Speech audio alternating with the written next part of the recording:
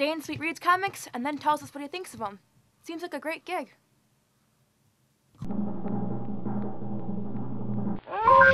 Please state the nature of the medical emergency. Sweet Dan Sweet isn't always so sweet. Here's Sweet Dan Sweet's bottom 10 of 2010. Hey kids, Comic Book Man here. Welcome once again to my video outhouse. It's time for Sweet Dog and Sweet Dan Sweet's bottom 10 of 2010. Bottom 10. These aren't the best of the best. These are the worst. Crap on the bottom of the These should barrel. already be in your trash can. These are the worst of the worst, according to this man right here. This may not be your list. You may not think that any of these titles belong on this list, but according to Dan, who does a bunch of reviews and who sort of knows what he's talking about most of the time, just about all the time. You can tell by the look on his face. This is his bottom 10 of the year. These are the books that should have been better that weren't. And you're going to start from the bottom up again?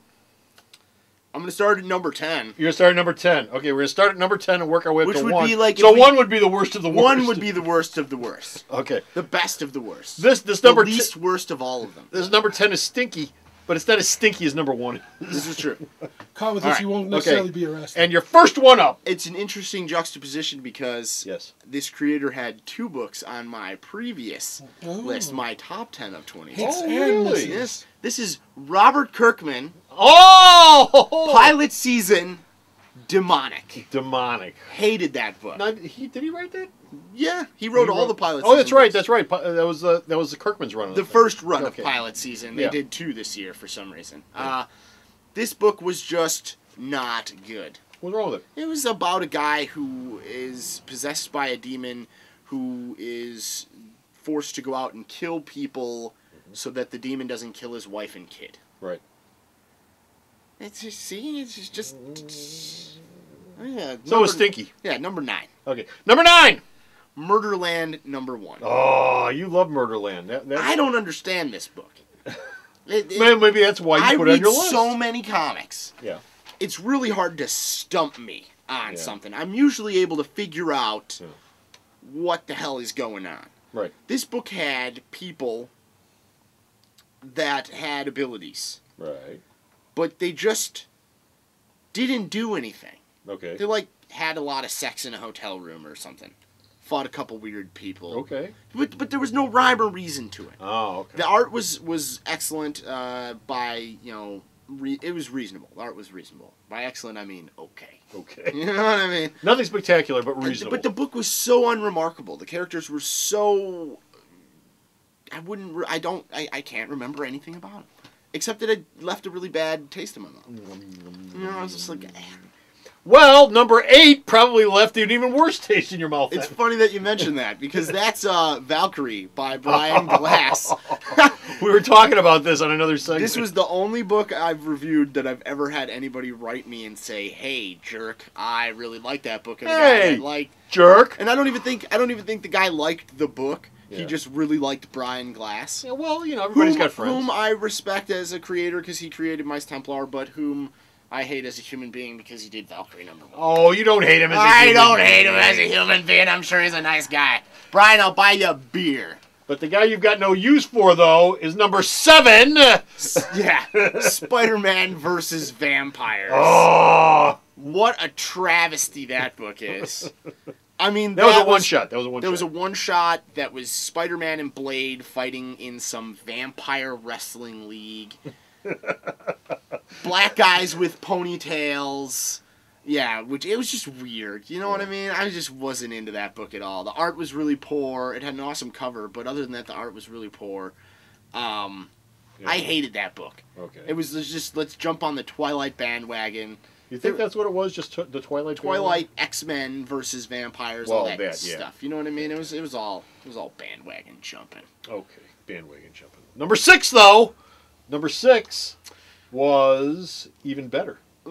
Even better at being worse. Fall of Green Arrow, Rise of Arsenal, number 1. Oh, okay.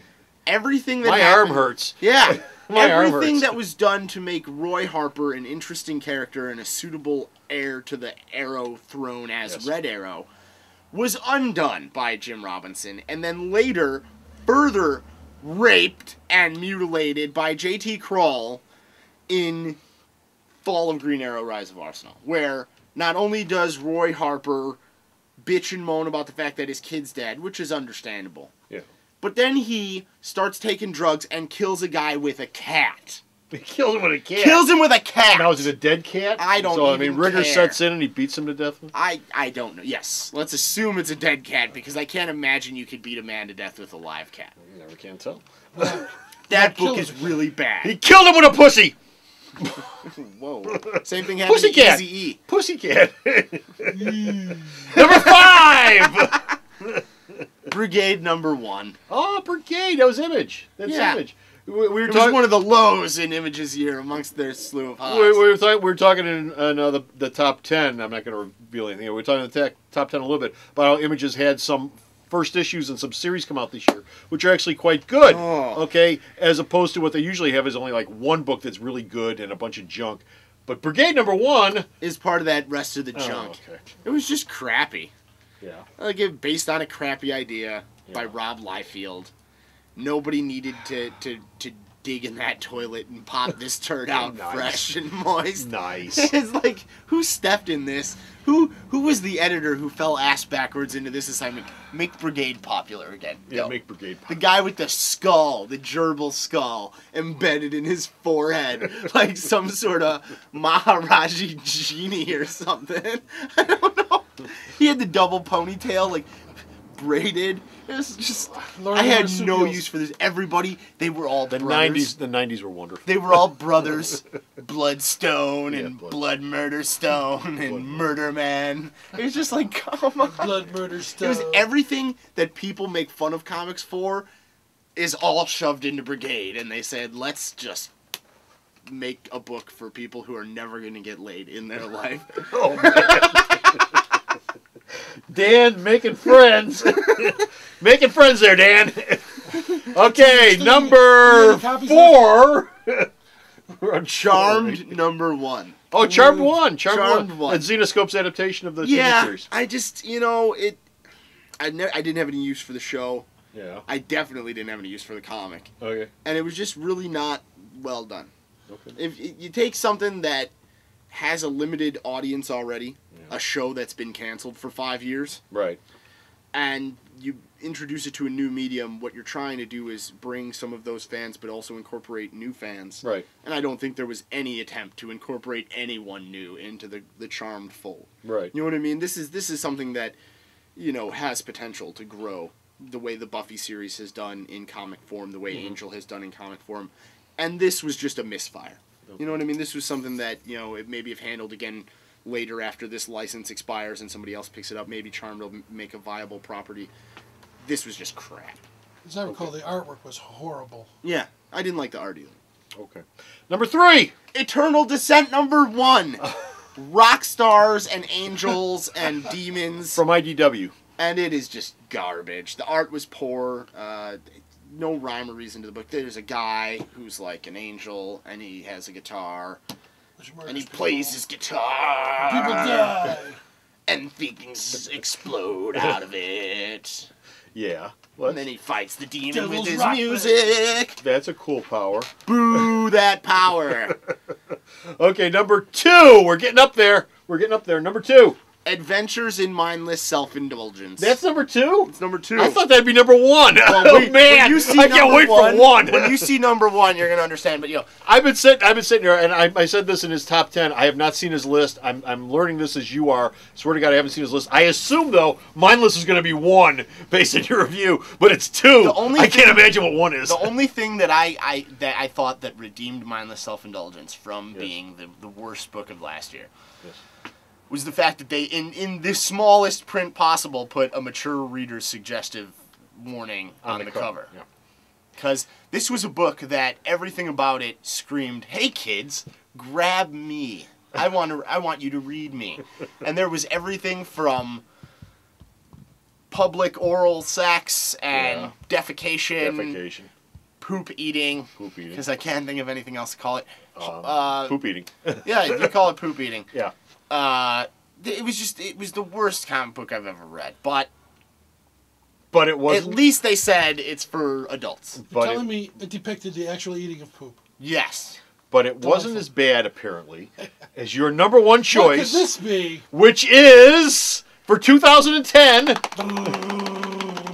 WWE Heroes #1. Oh, really? That's worse than poop eating? It's worse than poop eating because it's just all poop. And you're supposed to just eat it as a fan of the WWE. Hey.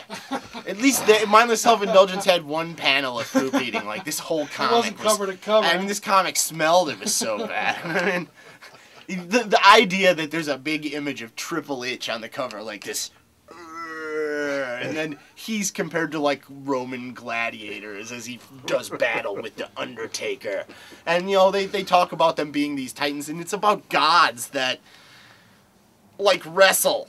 Yeah. It's about gods Yes. that come to Earth to be wrestlers. Because, What else do you do? I wanted to set that book on fire in the store, and he wouldn't let me because he was No. afraid.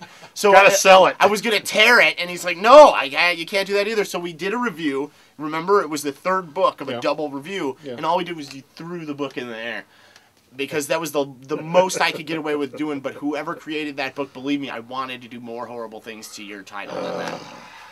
We should do a special segment where I back my car up over WWE Heroes, and then do one of these and watch all the pages tear up. We could So think you of- really didn't like it? We can think of ways to destroy it. So you I'm just really didn't saying like that there should be a special episode of Sweet Talkin' where we trash the worst book of the year.